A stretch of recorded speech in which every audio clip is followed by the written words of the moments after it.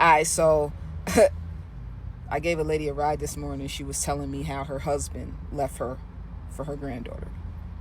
And so of course that took me by surprise, but at the same time I'm like, tell me more. I need to hear this story.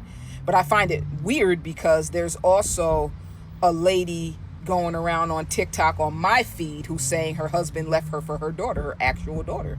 So her daughter's father had died, and then obviously the mother moved on and married her stepdad, and then she said the stepdad and her daughter been messing around or whatever.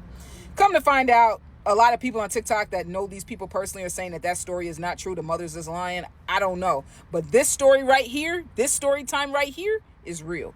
So she gets in the car and she immediately starts, she gets in the van and she immediately starts talking. Like, we greeted each other, said hello, I introduced myself, but she was ready to get this off of her chest. And I was the person that she wanted to talk to about it. And I'm all ears like a French bulldog, baby. I'm listening.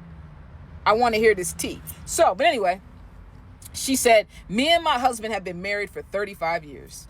I said, really? I said, that's a long time. I said, so explain marriage to me. What is a 35-year marriage like? I said, I was in a relationship for 6 months and it didn't even end well. It started off magnificent, but it took a turn. That was only 6 months. I can't imagine 35 years with the same damn person, right? But she said, obviously in the beginning, that's the honeymoon stage. Everything was good. She said she noticed that the marriage started to take a turn around year 8. Right? So I said, well, what kind of turn? She was like, that was the first time her husband had cheated on her. Year 8. And I said, so why didn't you leave? And she said the reason why she didn't leave is because they had, in 8 years of being married, they had invested so much as far as assets. They own multiple houses. They own multiple vehicles. They have a boat. You know what I mean? Like all this different stuff. You know what I mean? So they were living this high, rich life in Miami, Florida. Right? So now she's retired. She lives here in Georgia, wheelchair bound, you get it. But at one point in her life, she lived a high life in Miami, Florida. Right? So they lived off the water. Like it was just beautiful. So, but year 8 was the first time that he cheated on her. And she knew that they had built so much together that, you ever heard not just cheaper to keep her for the man, but makes more sense for the woman to stay, because she knows that she can't keep up with this high life without his money, right? So she stayed for the money, basically. And so she didn't care so much about the cheating because she said she had a few affairs herself. So this is a woman who likes to get her lick back. And I like a woman like that. I don't like a woman that's going to let a man walk all over you just because he's the breadwinner. No. Show him you know how to ride other dicks. Not just his. Show him you're a pro. Show him you can do tricks in the bedroom that you refuse to do with him now because he's out there sleeping with other women, but you still know those tricks. Suck a dick or two. You think I'm saying? Ain't gonna hurt nobody.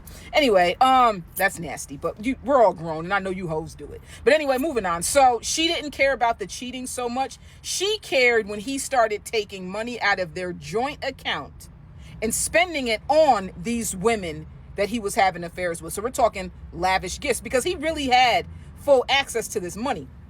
Now, she said she had an account where her husband would give her an allowance. And I said, woman, that's your first mistake. I understand when a man is the breadwinner, he likes to control the finances and he'll still give you money and buy you nice things, but you won't really have access to all the money. I don't know how that works, but I would have been stealing all his money, but that's just me. I would have found a way. Right. But anyway, moving on. So, there was a special account that he would monthly put money in for her to do whatever she wanted to do, travel with her friends, but he would never spend time with her. And this is a woman who just wanted time. Right. So, but anyway, long story short, her daughter fell on some tough times. And of course, if mommy and daddy are living well, right, and you fall on tough times, yes, they can give you money to help you with your situation, or they can at least give you a place to stay. Right. So she allowed her daughter, right, to come stay with her. Obviously, her daughter brought her kids. OK, she's like, listen, your dad is never here. He never spends time with me anyway. I'm in this big house by myself.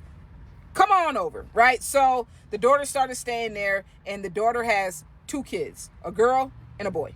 Right. There we go. So now I know what you guys are thinking. So he left his wife for his blood granddaughter? No.